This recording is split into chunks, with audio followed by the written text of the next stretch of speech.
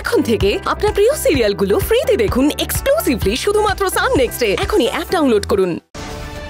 এত নিচে নামতে পারেনি রক্তিমবাবুকে শুধু শুধু এত বড় ঝুঁকির মধ্যে ফেলবে শুধুমাত্র আমাকে ওই বাড়ি থেকে তাড়ানোর জন্য। বুঝছি আমি নিরুপমা ম্যাডামের কথা মতোই ওসব কথা বলেছিলাম। আপনার বৈধব্য যোগ, আপনি অমঙ্গল নিয়ে এসেছেন দেববর্মন বাড়িতে, এসব কিন্তু কি না, ওনারা না একটা টাকাও আমাকে দেয়নি। টাকাটা পেলে আমি বাকিদের টাকা শোধ করতে পারতাম। বেশ, আপনার টাকা পাওয়িয়ে দেওয়ার ব্যবস্থা আমি করব, কিন্তু তার বদলে আপনাকে আমি যা যা বলবো করতে হবে। বলুন রাজি? রাজি। কি করতে হবে বলুন।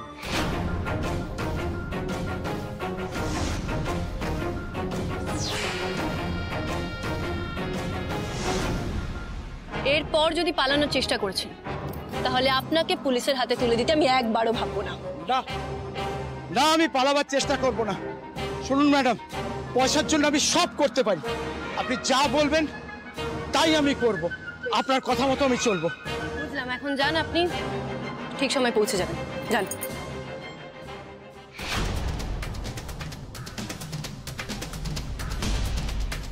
তার মানে নিরুপমা দেবীর সাথে এই সাধু বাবার কাছে দিদিভাইও গেছিলেন।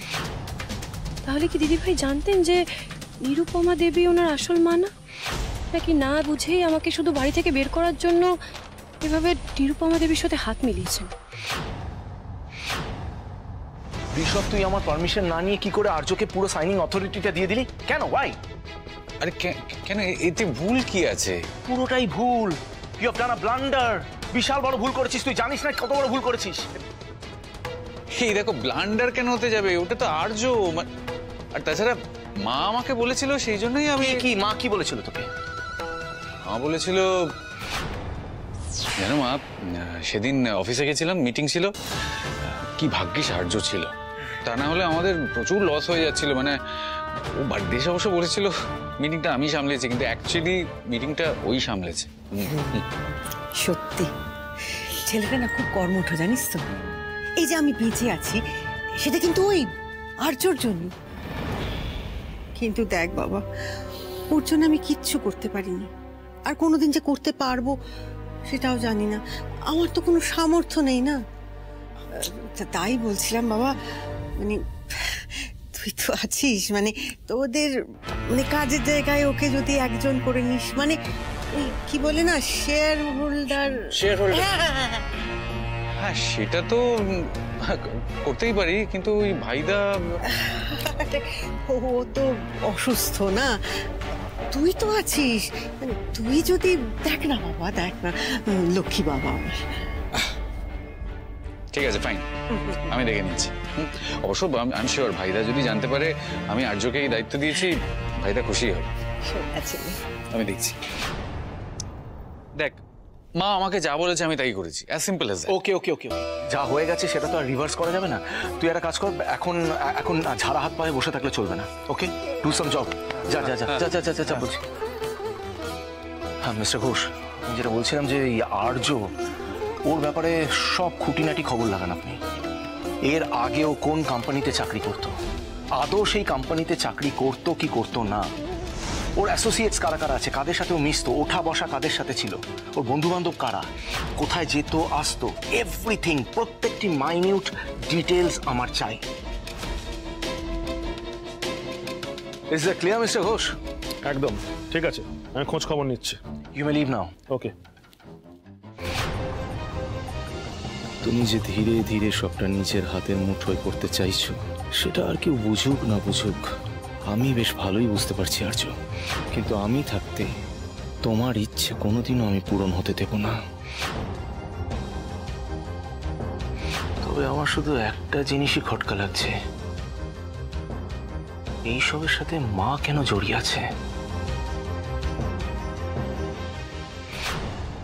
হ্যালো হ্যালো, হ্যাঁ আপনার তো আজকে কন্ট্যাক্ট চেঞ্জ করতে আসার কথা, আপনি ভুলবেন না কিন্তু টাকাটা আনতে। ওকে? কিসের টাকা? এটা অ্যাকচুয়ালি একটা প্রোটোকল, আপনাকে এত বড় একটা কন্ট্রাক্টে নেওয়া হচ্ছে তো, যাতে আপনি মাঝপথে না ছেড়ে দেন। না মানে ঠিক কত টাকা লাগবে একটু বললে ভালো হয়। বেশি না, অনলি 10K, 10,000। আপনি কিন্তু মনে করে নিয়ে আসবেন, ওকে?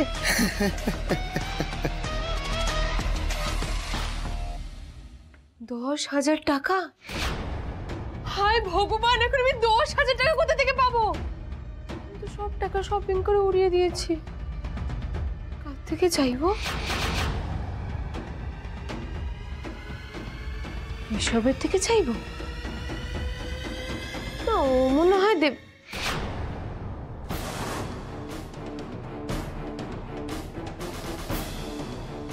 ও আমাকে দেবে না, কিন্তু ওর ওয়ালেট তো দিতেই পারে। 10,000 টাকা, 10,000 টাকা।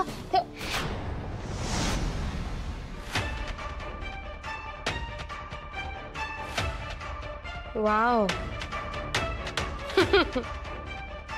বাহ ঝুম, তুমি এই নিয়ে নাকি রাজরানী হবি? ওয়ালেটে 10,000 টাকাও নেই, এমন ছেলেকে বিয়ে করেছিস তুই। কি অবস্থা তো সব। আর্যর থেকে চাইবো? হ্যাঁ, আর্য তো আমাকে হেল্প করতেই পারে, আর্যর থেকে চাই বরং।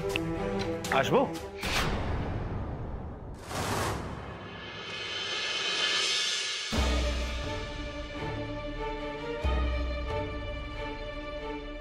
রক্তিমবাবু, হ্যাঁ কি হয়েছে? কি এত ভাবছেন বলুন তো? আপনি জানেন না ডালি, এই ঋষভ কি করেছে? ওর জন্য আজ ওই আর্য দেব বর্মন ফার্মাসিউটিক্যালস এর শেয়ার হোল্ডার, সেটা আজ আমি জানতে পারলাম।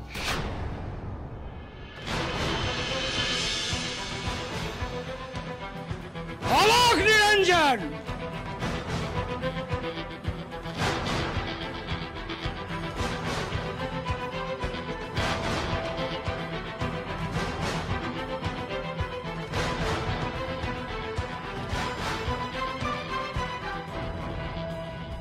এই লোকটা আবার এখানে এসেছে কেন? আর গুরুদেব আপনি?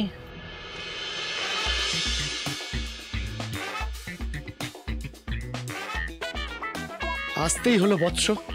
এই দেব বর্মন পরিবারের মাথার উপরে বিপদের ঘনঘটা দেখা যাচ্ছে।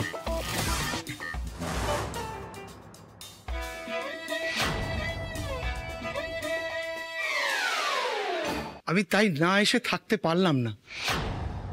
এ আবার এখানে এসেছে কেন? গুরুদেব, কিসের কিসের বিপদ? তাছাড়া আপনি আসতে গেলেন কেন? আমি তো যেতাম আপনার আশ্রমে। তোমার পথ চেয়ে এতদিন আমি বসেছিলাম, তুমি আসনি দেখে তোমার মঙ্গলার্থে আমি আসতে বাধ্য হলাম। এসব কি হচ্ছে ডালি? গুরুদেব হঠাৎ করে আবার কার গুরুদেব কেন?